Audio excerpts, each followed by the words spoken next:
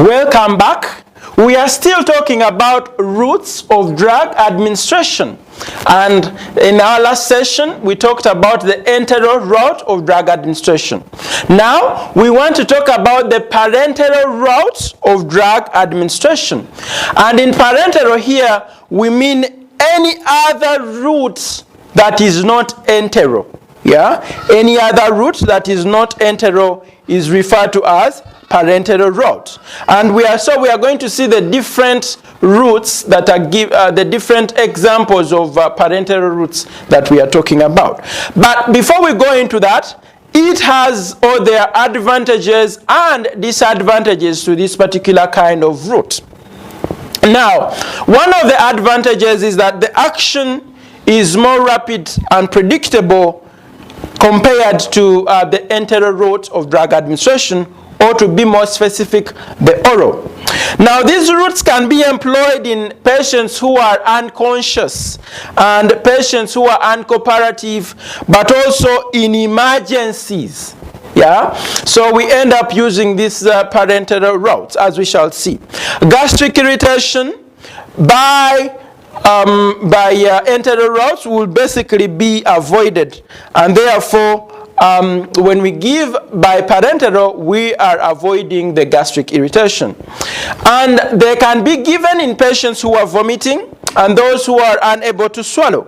In emergencies, we said already, and digestion by gastric juices and other intestinal juices and fast-pass metabolism is basically avoided. And so the enteral route is a good one. Yeah, it is a good one if you have choice to use it for the advantages that have been mentioned earlier.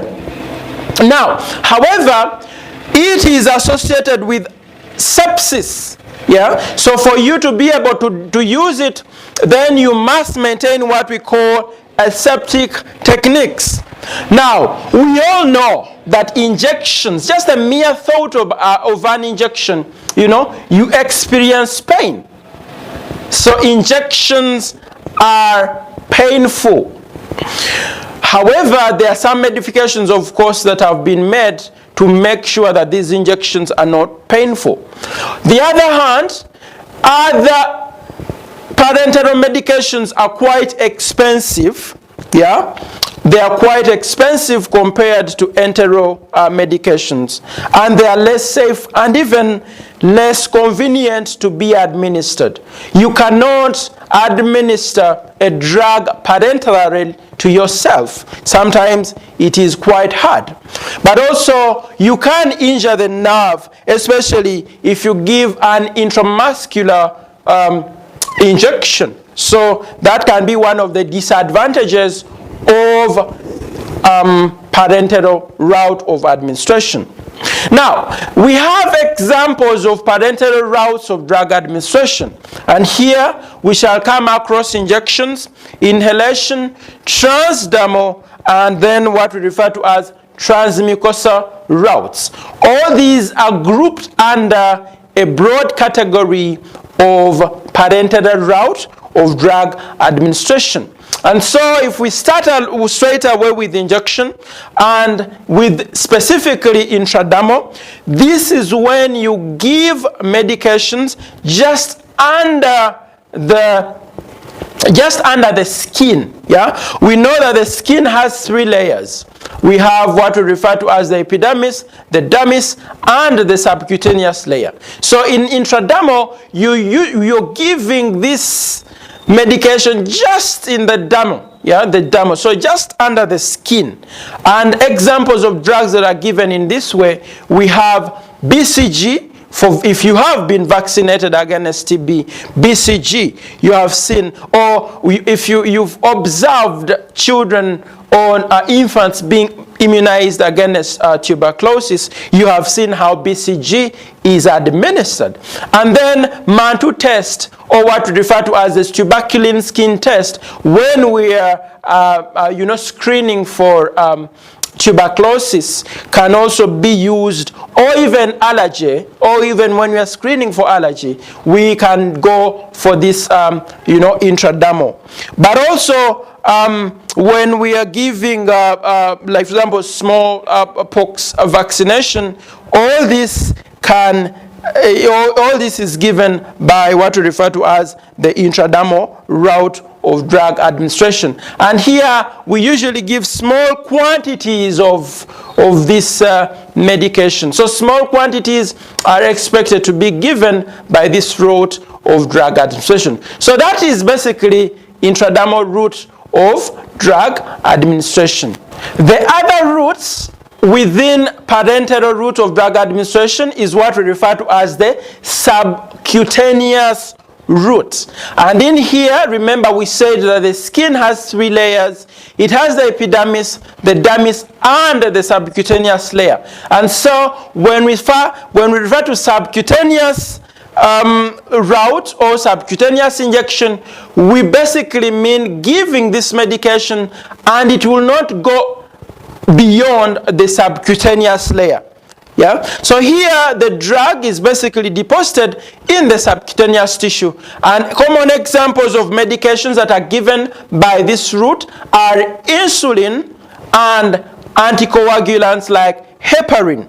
As because of this, we know very well that the subcutaneous tissue is very well endowed with blood vessels, and so absorption will occur. However, it will occur slowly but uniformly, and so this will render the drug to be long acting.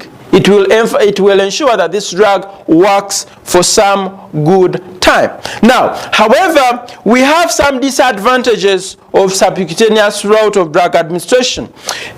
As subcutaneous tissue is richly supplied, with nerves, drugs that are irritants can easily irritate and even end up damaging the nerves. In shock, absorption, of course, is not dependable, because you know what happens in shock. What happens in shock is that most blood vessels constrict, and as a result, you will not have absorption of this medication once you give it subcutaneously.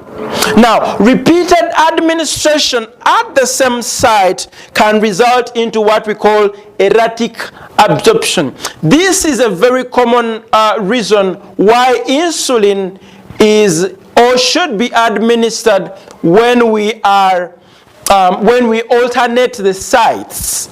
So in other words, if one time you injected one place, the other time you'll have to inject in another place. So as to alternate, also that's to move, you do not keep on injecting in one place at the same time or all the time that you're giving this medication, because it will result into what we call lipoatrophy and resulting into what we call erratic absorption. And then drugs can also be administered subcutaneously as what we refer to as a dermojet. As the plunger on a traditional needle and syringe is depressed, a spherical pool of medication called a bolus forms at the tip of the needle.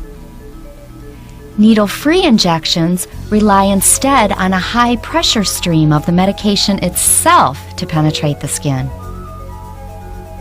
As the fluid stream forces its way through the tissue, it follows the path of least resistance, resulting in a widely dispersed, spiderweb-like distribution of medication. It is an advance in technology that has been put in place to prevent this medication being painful.